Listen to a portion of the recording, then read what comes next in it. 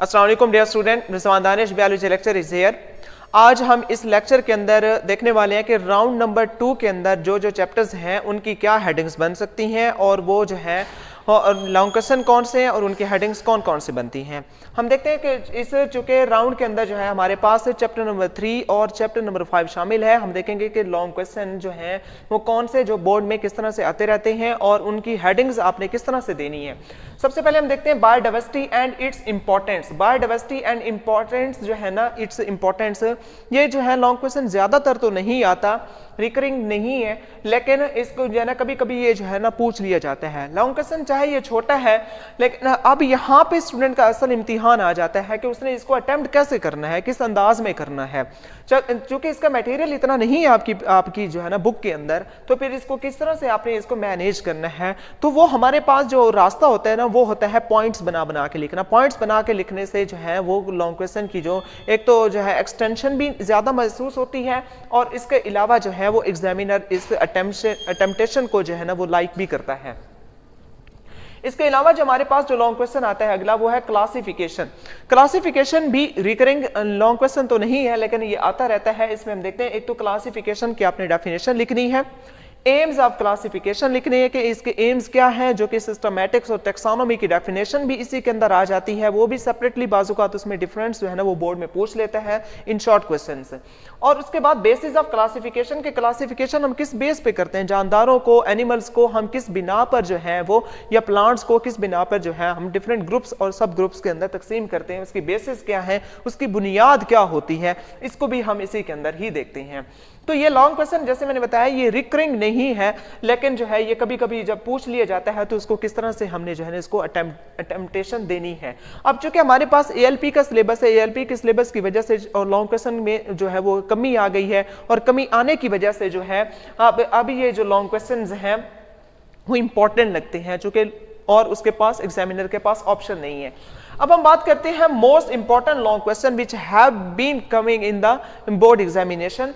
तो उनमें हम देखते हैं the 5 kingdom system. The 5 kingdom system जो है ना ये एक इंपॉर्टेंट लॉन्ग क्वेश्चन है। सबसे पहले एक तो आपने हेडिंग देनी है, यानी कि नंबरिंग करके नंबर 1, नंबर 2 के ये दूसरा किंगडम है, नंबर 3 ये तीसरा किंगडम है, नंबर 4 ये चौथा किंगडम है, नंबर 5 ये पांचवा किंगडम है।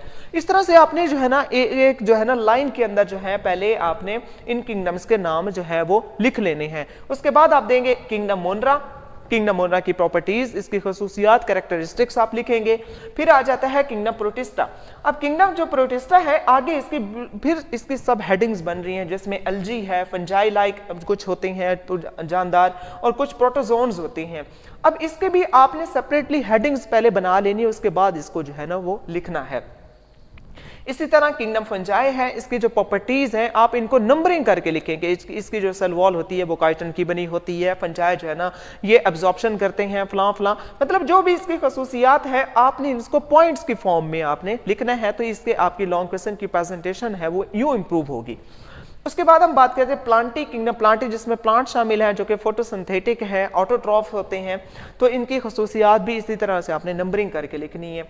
फिर आ जाती है एनिमेलिया। एनिमेलिया जो है ये हेटरोट्रॉफिक होती हैं और ये अपने जो है खुराक खुद नहीं बना सकते, यानी कि whatever there properties are वो आपने जो है नंबरिंग की फॉर्म में आपने लिखनी है।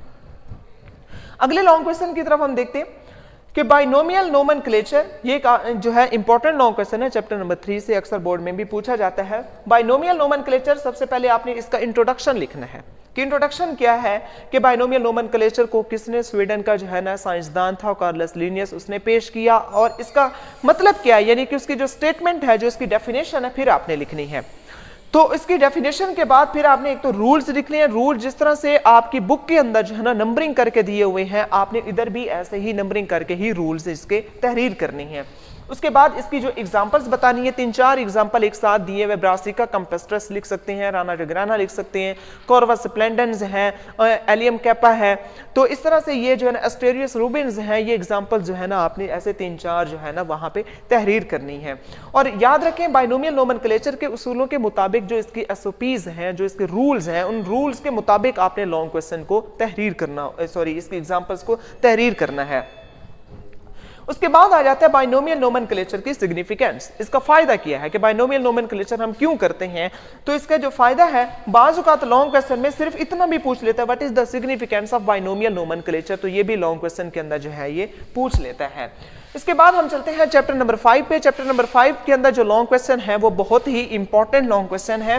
तो उसमें हम देखते हैं लॉन्ग क्वेश्चन जो है ना, टोटल इसके अंदर वैसे 6 बनते हैं, लेकिन एएलपी के सिलेबस के मुताबिक जो है, चूंकि एपोप्टोसिस और नेक्रोसिस इसके अंदर शामिल नहीं है, तो बाकी जो लॉन्ग क्वेश्चन बनते हैं वो जितने भी लॉन्ग क्वेश्चन है वो सारे इक्वली इंपॉर्टेंट है। हम ये नहीं कह सकते ये ज्यादा इंपॉर्टेंट है, ये कम इंपॉर्टेंट है, सारों की इंपॉर्टेंस जो है ना वो इक्वली है। अब हम देखते हैं सबसे पहले सेल साइकिल लॉन्ग क्वेश्चन जो है। सेल साइकिल में एक तो आपने सेल साइकिल की जो है ना हेडिंग देनी है, सेल साइकिल की डेफिनेशन लिखनी है। डेफिनेशन लिखने के बाद आप देंगे इसकी हेडिंग के इसकी फेजेस हैं, आगे इसकी 2 फेजेस हैं जो कि इंटरफेज है और एम फेज है। इंटरफेज और एम फेज के लिखने के बाद इसको सेपरेट लाइंस में आपने लिखना है। फिर आपने लिखना है कि इंटरफेज की आगे फर्दर जो है हमारे पास 4 फेजेस आ जाती हैं। अब हम देखें G1 फेज के अंदर जो है ना हम बात करेंगे कि फर्स्ट फेज है, इसके अंदर क्या क्या होता है, सेल किस तरह से तैयारी करता है डिवीजन की। एस फेज है, इसमें सिंथेसिस होती है, डुप्लीकेशन ऑफ क्रोमोसोम्स बनते हैं। G2 फेज है, इसके अंदर जो है ट्यूबुलेंट प्रोटीन से जो है सेंट्रियोल्स बनाए जाते हैं वगैरह। इस तरह की बात करने के बाद फिर आ जाता है G0 फेज।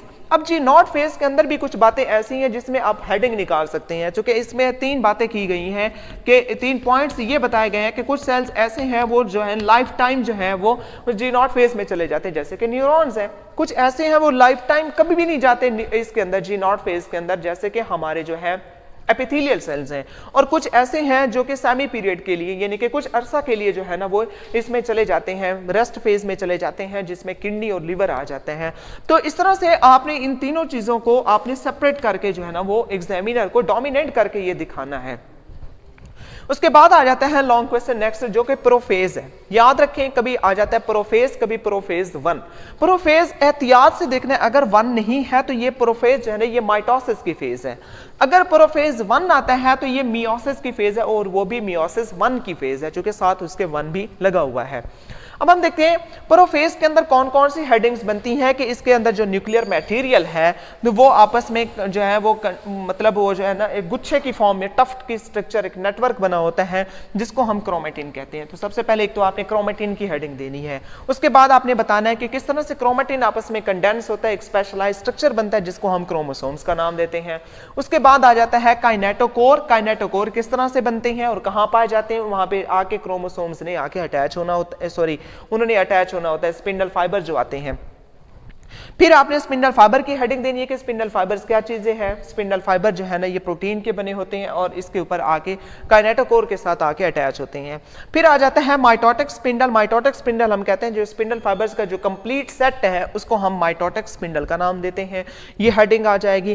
फिर आ जाता है प्रोफेज इन प्लांट्स के वैक्यूलेटेड जो प्लांट्स होते हैं उनके अंदर प्रोफेज का अमल किस तरह से होता है, ये जो आखिरी 2-3 लाइनें हैं वो इस तरह से बनती हैं। तो ये जो आपकी हेडिंग्स है ना ये एग्जामिनर को अट्रैक्ट करती हैं। आपने बिल्कुल ऐसे नहीं जैसे थर्स्टी क्रो लिखा होता है वैसे नहीं लिख देना, वंस अपॉन अ टाइम आखिर में फ्लू अवे, बात खत्म हो गई। तो आपने इस तरह से उसको अंदाज में मैनेज नहीं करना। तो अब हम बात करते हैं आगे कि ये जो है इसकी हेडिंग्स लिखने के बाद जो है आप जो है ना इसको एक्सप्लेन करने में भी इसको आपको आसानी रहती है। Next one is significance of mitosis के माइटोसिस के जो है ना फायदे क्या हैं, क्या इसका जो है जो सिग्निफिकेंस है। डेवलपमेंट एंड ग्रोथ, जैसे ही बच्चा जो है ना वो फीटस जो है वो अगर मदर की पेट में जैसे ही होता है या जैसे ही जाइगोट बनता तो जाइगोट से ही जो है वो स्टार्ट हो जाती है, माइटोसिस स्टार्ट हो जाती है और माइटोसिस से ही उसकी आगे ग्रोथ होती रहती है। फीटस की मुकम्मल ग्रोथ माइटोसिस के जरिए होती है और आफ्टर बॉर्न भी जो उसकी जो ग्रोथ हो रही है वो बाय मीन ऑफ माइटोसिस होती रहती है। तो ये एक तो माइटोसिस का ये फायदा हो गया कि डेवलपमेंट में भी और ग्रोथ के अंदर भी ये हेल्प करता है। उसके बाद आ जाता है सेल रिप्लेसमेंट कि सेल को जो है जो रिप्लेसमेंट होती है, यानी कि चोट लगती है तो चोट लगने के बाद जो है वो जो है मतलब जख्म हील हो जाता है, या जो है मतलब हमारी बॉडी के अंदर जो है जैसे इंटेस्टाइन के अंदर जो है ना मुसलसल जो है ना वो सेल्स निकलते रहते हैं लेकिन वो माइटोसिस के जरिए दोबारा बन जाते हैं। इसी तरह रीजनरेशन में भी माइटोसिस का रोल है। वो रीजनरेशन क्या है कि जैसे स्टार फिश है, स्टार फिश से जो है ना एक आर्म कट जाता है तो दोबारा बन जाता है, इसको हम रीजनरेशन कहते हैं। Next one is asexual reproduction के सिग्निफिकेंस ऑफ माइटोसिस हम देखते हैं। एसेक्सुअल रिप्रोडक्शन के अंदर भी एक ऐसे जानदार जिसमें स्पर्म्स और एग आपस में नहीं मिलते, without the combination of sperms और एग जो है वो नया जानदार बनता है, उसको हम एसेक्सुअल रिप्रोडक्शन कहते हैं। तो ये जो हो गई इसकी जो ये आपकी जो है ना वो मेन 4 हेडिंग्स बन रही हैं। उसके बाद हम देखते हैं प्रोफेज 1 लॉन्ग क्वेश्चन जो है, इसके अंदर जो है ना कुछ ऐसे यूनिक जो है वो फीचर्स हैं, वो हम देखते हैं वो क्या हो रहे हैं। सबसे पहले तो आपने प्रोफेज 1 के बारे में बताना है कि प्रोफेज 1 क्या एक लंबी फेज है, सबसे ज्यादा वक्त यहाँ पे लगता है। क्यों वक्त ज्यादा यहाँ पे लगता है? क्योंकि इस अमल में साइनेप्सिस हो रहा है, बावेलेंट, टेट्रेट, क्यास्मेटा, क्रॉसिंग ओवर, ये 4-5 जो डेफिनेशंस हैं शॉर्ट क्वेश्चन के हवाले से भी बहुत इंपॉर्टेंट हैं। और इसके अलावा जो है यहाँ पे जो फीचर्स, यहाँ पे जो प्रॉपर्टीज, यहाँ पे जो चेंजेस आ रही है वो कहीं पे भी चेंजेस नहीं आते, चूंकि जो कि यहाँ पे क्रॉसिंग ओवर हो रही होती है। तो ये लिखने के बाद उसके बाद जो आखिरी जो पैराग्राफ है आपका, जो अगले नेक्स्ट पेज पे जहाँ आप देख सकते हैं, वो है attachment of centrioles with kinetochore की, यानी कि किस तरह से सेंट्रियोल जो है वहां से जो है मतलब जो स्पिंडल फाइबर्स हैं वो स्पिंडल फाइबर आके निकलते हैं और काइनेटोकोर के साथ आके अटैच हो जाते हैं। तो यहाँ पे इस तरह से आपका जो प्रोफेज 1 का जो लॉन्ग क्वेश्चन है वो ये ऐसे ही कंप्लीट हो जाएगा। तो आपने ये हेडिंग्स अपने पास नोट कर लेनी है। अगर जैसे आप देख रहे हैं साथ साथ आप इनकी हेडिंग्स को नोट करें, अपनी बुक के ऊपर जो है ना नोट करें कि कहाँ से क्यास्मेटा की डेफिनेशन बन रही है, कहाँ से क्रॉसिंग ओवर की डेफिनेशन बन रही है। इससे आपको ये भी हेल्प मिलती है कि किस तरह से जो है वो शॉर्ट क्वेश्चन में आता है तो आपने क्या लिखना है। लास्ट जो हमारा लॉन्ग क्वेश्चन है इस चैप्टर का वो है सिग्निफिकेंस ऑफ मियोसिस, जिसमें 2 सिग्निफिकेंस जो है ना वो मेजर हैं। एक तो maintenance of chromosome number in the next generation, जो कि एग के अंदर भी 23 क्रोमोसोम है, इसके अंदर स्पर्म के अंदर भी 23 है, दोनों कंबाइन होते हैं तो वो 46 बन जाते हैं। इसके अलावा इसमें अल्टरनेशन ऑफ जनरेशन की डेफिनेशन भी है, जिसमें गमेटोफाइट, स्पोरोफाइट की बात की गई है, उसकी अलग आप सब हेडिंग देख सकते हैं। और इसके अलावा production of variation in the next generation के, यानी कि हमने जैसे देखा कि क्रॉसिंग ओवर होती है और क्रॉसिंग ओवर होने की वजह से जो है वो डिफरेंट जो है ना वो चेंजेस आ जाते हैं, जो कि मैटरनल और पैटर्नल क्रोमोसोम आपस में क्रॉसिंग ओवर करते हैं। तो आज के इस लेक्चर के अंदर हमने चैप्टर नंबर 3 और चैप्टर नंबर 5 में बनने वाले लॉन्ग क्वेश्चन के हवाले से देखा। आई होप सो कि आज के ये लेक्चर आपको समझ में आ गया। अगर कोई बात आपको समझ नहीं आई, यू मस्ट टेक्स्ट मी और call me via WhatsApp. I will welcome you. Lecture dismiss.